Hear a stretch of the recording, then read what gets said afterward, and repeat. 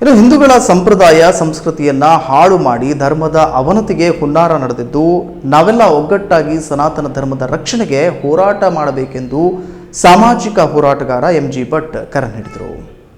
ರಾಜ್ಯದ ವಿವಿಧೆಡೆ ಹಿಂದೂಗಳ ಸಂಪ್ರದಾಯ ಸಂಸ್ಕೃತಿಗಳ ಮೇಲೆ ಆಗುತ್ತಿರುವ ದೌರ್ಜನ್ಯ ಖಂಡಿಸಿ ಹಿಂದೂ ಸಮಾಜ ಬಾಂಧವರು ಕುಮಟಾದ ತಾಲೂಕಾ ಆಡಳಿತ ಸೌಧದ ಎದುರು ಹಮ್ಮಿಕೊಂಡ ಪ್ರತಿಭಟನೆಯ ನೇತೃತ್ವ ವಹಿಸಿದ್ದ ಸಾಮಾಜಿಕ ಹೋರಾಟಗಾರ ಎಂಜಿ ಭಟ್ ಅವರು ಪ್ರತಿಭಟನಾಕಾರರನ್ನು ಉದ್ದೇಶಿಸಿ ಮಾತನಾಡಿದರು. ಹಿಂದೂ ಸಂಸ್ಕೃತಿ ಸಂಸ್ಕಾರ ಮುರಿಯಬೇಕು ಎಂಬ ಉದ್ದೇಶಕ್ಕೆ ಬೀದರ, ಧಾರವಾಡ, ತೀರ್ಥಹಳ್ಳಿ, ಶಿವಮೊಗ್ಗ ಮುಂತಾದ ಕಡೆಗಳಲ್ಲಿ ಜನಿವಾರ ತೆಗೆಸುವಂತಹ ವರ್ತನೆ ನಡೆಯುತ್ತಿರುವುದರ ಹಿಂದೆ ಯಾವುದೋ ಬಲವಾದ ಕಾಣದ ಕೈಗಳ ಕೈವಾಡವಿದೆ. ಪಶ್ಚಿಮ ಬಂಗಾಳ, ಬಾಂಗ್ಲಾ, ಪಾಕಿಸ್ತಾನದಲ್ಲಿ ಹಿಂದೂಗಳ ಕಗ್ಗೊಲೆ, ಅತ್ಯಾಚಾರ ನಡೆಯುತ್ತಿದೆ.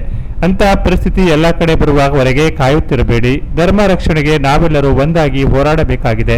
ಮಾಂಗಲ್ಯ, ಬಳೆ, ಜನಿವಾರ ತೆಗೆಸುವುದು, ಹಿಜಾಬ್ ಅಲೌಡ್ ಮಾಡಿರುವುದು ಯಾವ ನ್ಯಾಯ ಎಂದು ಪ್ರಶ್ನೆ ಮಾಡಿದ ಅವರು ಓಪನ್ ಆಗಿ ನಾವು ಹಿಂದೂ ವಿರೋಧಿಗಳಿಗೆ ಸಪೋರ್ಟ್ ಮಾಡುತ್ತೇವೆ, ನೀವೇನು ಮಾಡುತ್ತೀರಿ ಎಂದು ಚಾಲೆಂಜ್ ಮಾಡುತ್ತಿದ್ದಾರೆ.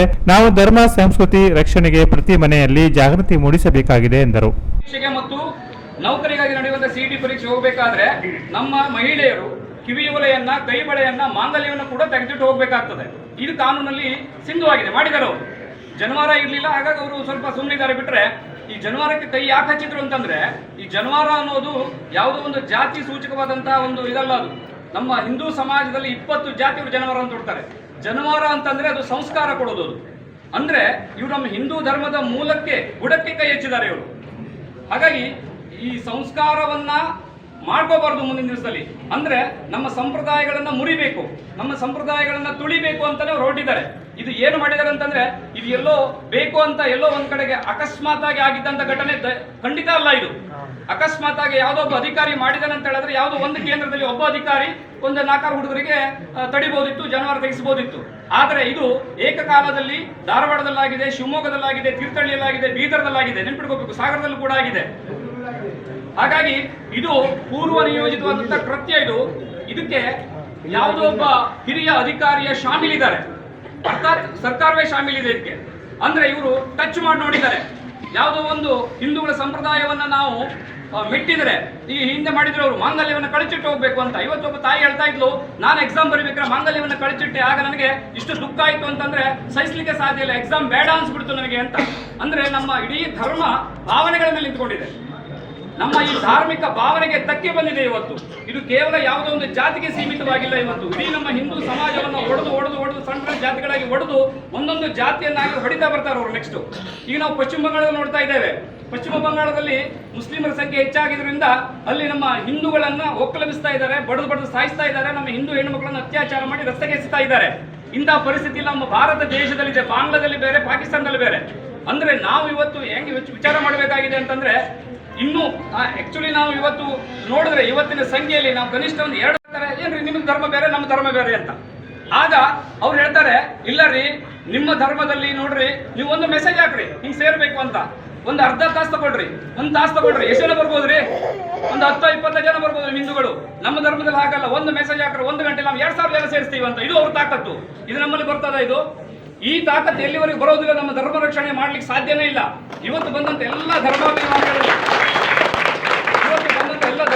ಧರ್ಮಾಭಿಮಾನಿಗಳಿಗೆ ನಾನು ನಿಜವಾಗ್ಲೂ ಅಭಿನಂದನೆಗಳನ್ನು ಸಲ್ಲಿಸ್ತಾ ಇದ್ದೇನೆ. ಒಂದು ಮೆಸೇಜ್ಗೆ ನೀವೆಲ್ಲ ಬಂದಿದ್ದೀರಿ, ತುಂಬಾ ಸಂತೋಷ ನಮಗೆ.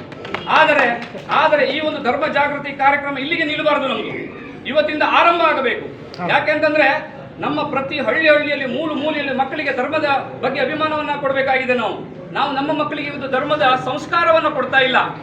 ನಾನು ಹೇಳಿದೆಲ್ಲ, ಜನ್ಮನ ಜಾಯತೆ ಶೂದ್ರ ಸಂಸ್ಕಾರ ದ್ವಿಜಮುಚ್ಯತೆ ಅಂತೇಳಿ. ಅಂದ್ರೆ ಯಾವ ಮನುಷ್ಯ ಹುಟ್ಟದಾಗ್ಲೆಲ್ಲ ಶೂದ್ರನಾಗಿ ಇರ್ತಾನೆ, ಅವನಿಗೆ ಸಂಸ್ಕಾರ ಇರೋದಿಲ್ಲ. ಯಾವಾಗ ಉಪನಯನ ಅಂತ ಆಯ್ತೋ ಆವಾಗ ಸಂಸ್ಕಾರ ಬರ್ತದೆ. ಯಾರು ಬೇಕಾದ್ರೂ ಮಾಡ್ಕೋಬಹುದು ಆ ಉಪನಯನ. ಆ ಸಂಸ್ಕಾರವನ್ನು ನಮ್ಮ ಮಕ್ಕಳಿಗೆ ನಾವು ಕೊಡಬೇಕಾಗಿದೆ. ಶಿವಾನಂದ ಹೆಗಡೆ ಕಡತೂಕ ಮಾತನಾಡಿ, ಇಂದು ಕರ್ನಾಟಕದ ಕಾಂಗ್ರೆಸ್ ಸರ್ಕಾರ ಬಾಂಗ್ಲಾದೇಶದ ಸರ್ಕಾರವಾಗಿದೆ, ಪಾಕಿಸ್ತಾನದ ಸರ್ಕಾರವಾಗಿದೆ. ಸಿದ್ದರಾಮಯ್ಯನವರು ಎಸ್ಡಿಪಿಐ ಮುಖಂಡರ ಮೇಲಾದ ಎಲ್ಲಾ ಪ್ರಕರಣ ಹಿಂಪಡೆದಿರುವುದು, ಈ ಜನಿವಾರಕ್ಕೆ ಕತ್ತರಿ ಹಾಕಿರುವುದು ಕೂಡ ಅದರ ಹಿಂದಿನ ಹಿಡನ್ ಅಜೆಂಡಾ. ಈ ಸನಾತನ ಧರ್ಮ ವಿರೋಧಿ ಮುಸ್ಲಿಂ ಓಲೈಕೆಯ ಸರ್ಕಾರ ತೊಲಗುವವರೆಗೆ ನಾವೆಲ್ಲ ವಿಶ್ರಮಿಸದೆ ಹೋರಾಡಬೇಕಾಗಿದೆ ಎಂದರು. ಬಿಜೆಪಿ ತಾಲೂಕಾ ಮಂಡಲಾಧ್ಯಕ್ಷ ಜಿಐ ಹೆಗಡೆ, ಬಿಜೆಪಿ ಮಾಜಿ ಜಿಲ್ಲಾಧ್ಯಕ್ಷ ವೆಂಕಟೇಶ್ ನಾಯಕ್ ಮತ್ತು ಸಾಮಾಜಿಕ ಕಾರ್ಯಕರ್ತ ಮುರಳೀಧರ್ ಪ್ರಭು ಮಾತನಾಡಿ, ಹಿಂದೂ ಸಂಸ್ಕಾರ ಸಂಸ್ಕೃತಿಯನ್ನ ವಿರೋಧಿಸುವ ಸರ್ಕಾರದ ಜನಿವಾರ ತೆಗೆಸುವ, ಮೂಗುತಿ ತೆಗೆಸುವ ಕ್ರಮವನ್ನ ಖಂಡಿಸುತ್ತೇವೆ. ಈ ದೇಶದಲ್ಲಿಯ ಸನಾತನ ಸಂಸ್ಕೃತಿ ಮೂಲೆಗುಂಪು ಮಾಡುವ ಉದ್ದೇಶವನ್ನ ನಾವೆಲ್ಲ ಒಂದಾಗಿ ವಿರೋಧಿಸುತ್ತೇವೆ ಎಂದರು. ಕಾಲೇಜಿಗೆ ಹೋಗುವ ವಿದ್ಯಾರ್ಥಿಗಳ ಮೇಲೆ ಅವರು ಈ ಒಂದು ಅಸ್ತ್ರವನ್ನ ಬಿಟ್ಟಿದ್ದಾರೆ ಅಂತೇಳಿ ನನ್ನ ಅನಿಸಿಕೆ. ಆದರೆ ಇದರಿಂದ ನಿಜವಾಗ್ಲೂ ಹೇಳಬೇಕು ಅಂತೇಳಿ ಆದರೆ ವಿದ್ಯಾರ್ಥಿಗಳಿಗೆ ಬಹಳ ಸಮಸ್ಯೆ ಆಗ್ತಾ ಇದೆ. ಯಾಕಂದ್ರೆ ಈ ರಾಜಕೀಯ ಹೇಳುವಂಥದ್ದು ಬೇರೆ, ಆದರೆ ಮುಗ್ಧರಾಗಿರುವಂಥವರು ಅವರ ಜೀವನಕ್ಕಾಗಿ ಒಂದು ವಿದ್ಯಾಭ್ಯಾಸವನ್ನು ಮಾಡಿ ಮುಂದಿನ ದಿನಗಳಲ್ಲಿ ಸಮಾಜದ ಉತ್ತಮ ಪ್ರಜೆಯಾಗಿ ಹೊರಗೆ ಬರಬೇಕು ಹೇಳಿ ಪರೀಕ್ಷೆಗೆ ಹೋಗಿ ಪರೀಕ್ಷೆ ಬರೋದಕ್ಕೆ ಅಂತೇಳಿ ಹೋದಾಗ ಈ ರೀತಿ ಜನವಾರವನ್ನು ತೆಗೆಯೋದು ಅಥವಾ ಕಿವಿಯೋಲೆಯನ್ನು ತೆಗೆಯೋದು, ಇದು ಯಾವ ರೀತಿ ನ್ಯಾಯ? ಜನವಾರ ಇಷ್ಟು ವರ್ಷ ಹಾಗಾದ್ರೆ ಜನವಾರ ಹಾಕೊಂಡು ಹೋಗಿರ್ಲಿಲ್ವಾ? ಜನವಾರ ಈ ವರ್ಷನೇ ಹಾಕಿರೋದಾ? ನಮ್ಮ ಸಂಸ್ಕಾರ ಏನಿದೆ, ಸಂಸ್ಕೃತಿ ಏನಿದೆ, ನಮಗೆ ಪೂರ್ವಜರಿಂದ ಬಂದಂಥ ಇದೊಂದು ನಮ್ಗೆ ಕೊಡುಗೆ. ಇದು ನಾವು ಹಿಂದೂ ಧರ್ಮದಲ್ಲಿ ಇದೆಲ್ಲ ಆಚಾರ ವಿಚಾರಗಳನ್ನು ಇಟ್ಕೊಂಡು ಜೀವನ ಮಾಡ್ತಾ ಇದ್ದಂಥವ್ರು. ಹಾಗಾಗಿ ಇದಕ್ಕೆ ನಾನು ಒಂದೇ ವಿಷಯದಲ್ಲಿ ಹೇಳಬೇಕು ಅಂತಂದ್ರೆ, ಯಾರು ಈ ರೀತಿಯಾದಂಥ ಕೃತ್ಯವನ್ನು ಮಾಡಿದ್ದಾರೆ ಅವರಿಗೆ ಇವತ್ತೇ ಶಿಕ್ಷೆ ಆಗಬೇಕು. ಕೆಲವೊಂದು ಅದಕ್ಕೂ ಮೀನಾಮೇಷ ಎಣಿಸ್ತಾ ಇದ್ದಾರೆ. ಹಾಗಾಗಿ ಸರ್ಕಾರಕ್ಕೆ ಈ ಮೂಲಕ ನಾನು ಹೇಳೋದೇನಂತಂದ್ರೆ, ಅವರು ಇವತ್ತೇ ಅವರನ್ನ ಏನು ಅಮಾನತು ಮಾಡಬೇಕು, ಸಸ್ಪೆಂಡ್ ಮಾಡಬೇಕು, ವಜಾ ಮಾಡಬೇಕು. ಮತ್ತೊಂದು ಅಂತಂದ್ರೆ, ಆ ಏನು ವಿದ್ಯಾರ್ಥಿಗಳಿದ್ದಾರೆ ಯಾರು ಪರೀಕ್ಷೆ ಬರಲಿಲ್ವೋ ಅವರಿಗೆ ಪರೀಕ್ಷೆ ಬರಲಿಕ್ಕೆ ಅವಕಾಶವನ್ನು ಮಾಡಿಕೊಡ್ಬೇಕು. ಇಲ್ಲ ಅಂತಂದ್ರೆ ಮುಂದಿನ ದಿನದಲ್ಲಿ ಇದು ಹೆಚ್ಚಾಗ್ತಾ ಹೋಗ್ತದೆ. ಮತ್ತು ಬಿಜೆಪಿ ಜಿಲ್ಲಾಧ್ಯಕ್ಷ ಎನ್ಎಸ್ ಹೆಗಡೆ ಮಾತನಾಡಿ, ಏಕಕಾಲದಲ್ಲಿ ಹಲವು ಕಡೆ ಜನಿವಾರ ತೆಗೆಸುವ ಘಟನೆ ನಡೆದಿರುವುದರ ಹಿಂದೆ ಹಿಂದೂ ಧರ್ಮದ ನಂಬಿಕೆಗಳಿಗೆ ಅಪಪ್ರಚಾರ ಮಾಡುವ ಉದ್ದೇಶದಿಂದ ಮಾಡಲಾಗಿದೆ. ಇದರ ಮೂಲ ಎಲ್ಲಿದೆ ಪತ್ತೆ ಹಚ್ಚಬೇಕಾಗಿದೆ ಎಂದರು.